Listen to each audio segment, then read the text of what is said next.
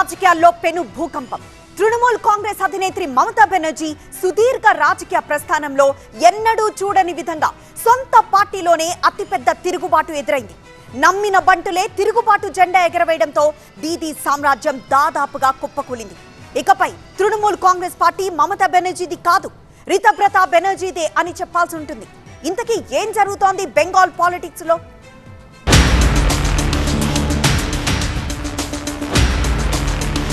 పార్టీలో చాలా కాలంగా నివురుగప్పిన నిప్పులా ఉన్న అసంతృప్తి ఒక్కసారిగా బద్దలైందా, లేకపోతే ఇంత సడన్ గా ఈ ప్రకంపనలేంటి?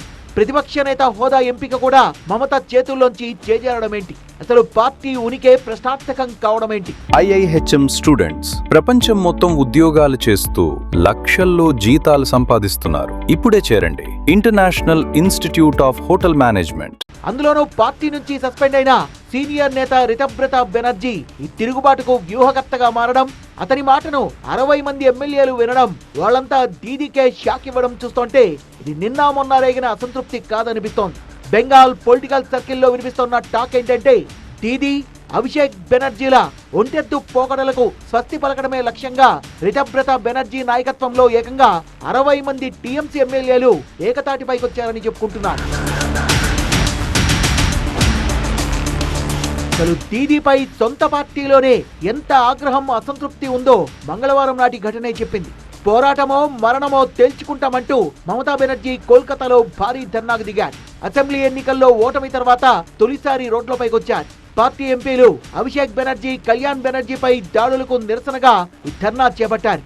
ఇంత పెద్ద కార్యక్రమానికి 6 ఎమ్మెల్యేలు, 5 ఎంపీలు మాత్రమే వచ్చారు. కట్ చేస్తే ఏకంగా 60 మంది ఎమ్మెల్యేలు రితబ్రత బెనర్జీ నాయకత్వంలో ఏకతాటిపైకొచ్చారు. వీళ్ళంతా కలిసి ఒక ప్రత్యేక గ్రూప్ గా ఏర్పడి మమతా బెనర్జీ నాయకత్వానికి వ్యతిరేకంగా సంచలన నిర్ణయం తీసుకున్నారు. తిరుగుబాటు ఎమ్మెల్యేలంతా బెంగాల్ అసెంబ్లీ స్పీకర్ రతీంద్ర బోస్ కు లేఖలిచ్చి తామిక మమతా బెనర్జీ నేతృత్వంలోని టీఎంసీ కింద కొనసాగడానికి సిద్ధంగా లేమని, రితబ్రత బెనర్జీ నేతృత్వంలోని గ్రూపునే అసలైన ప్రతిపక్షంగా గుర్తించాలని ఆ లేఖలో స్పీకర్ ను కోరారు. 60 మంది ఎమ్మెల్యేలు లేఖలివ్వడంతో రితబ్రత వర్గాన్నే ప్రతిపక్షంగా గుర్తించి ఆయనకే ప్రతిపక్ష నేత హోదా ఇచ్చారు స్పీకర్. ఫిరాయింపుల నిరోధక చట్టం ప్రకారం ఒక పార్టీకి చెందిన ఎమ్మెల్యేలు అనర్హత వేటు పడకుండా విడిపోవాలన్నా లేదా మరో పార్టీలో విలీనం కావాలన్నా మొత్తం శాసనసభ పక్ష సభ్యుల్లో 3/2 మెజార్టీ తప్పనిసరి. టీఎంసీలో మొత్తం 80 మంది ఎమ్మెల్యేలున్నారు. 3/2 అంటే 54 మంది. ప్రస్తుతం రితబ్రత బెనర్జీ వెనుక 59 మంది ఎమ్మెల్యేలున్నారు. సో ఏ రకంగా చూసుకున్నా రితబ్రత వర్గం సేఫ్ జోన్ లో ఉన్నట్టే.